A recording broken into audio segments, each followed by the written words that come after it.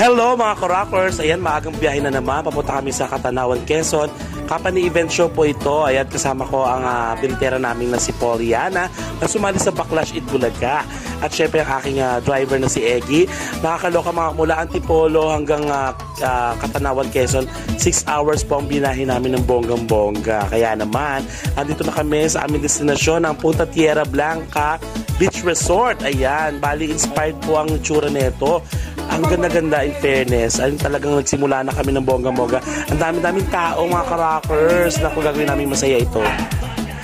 At ito na nga mga ka-rockers, hindi sila nabigo. Talagang nag-enjoy sila ng bonggang-bongga. Ayan, nagsayawan, nagkantahan. Ayan, talagang usually na party-party event talaga ang aming ginawa. Talagang hindi ako pumayag na hindi sila mapapasayaw at talagang mapapaindak sa aking mga ginawang kanta. Yes, o diba? Ang bongga, diba? Ganyan. Party-party!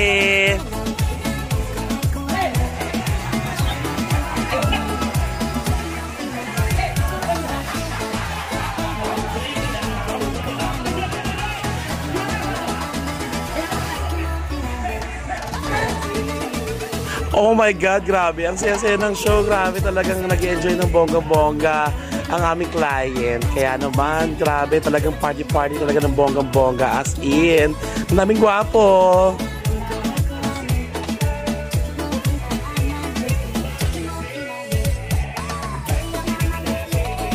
At nakasama namin si Chef Boy Logro. Hi, this is Chef Boy Logro. Suportahan natin ang Rockers dahil napakaganda po ng kanilang grupo. So keep on smiling always dahil Chef Boy Logro ay idol po kayo lahat. Kaya naman, for more bookings and inquiries, kung gusto nyo maging masayain yung event katulad nito, mag-PM lang kayo mga ka-rockers dahil mag-Burmans na, pasasayain namin ang inyong events. And para sa mga more videos, mag-follow lang kayo dito sa aking page sa ka-rockers at ang aking TikTok account, Osang Rock Diva, ang aking YouTube, Osang Sullivan Videos. Kaya naman, keep on rocking, rock the world. Yeah, PM lang!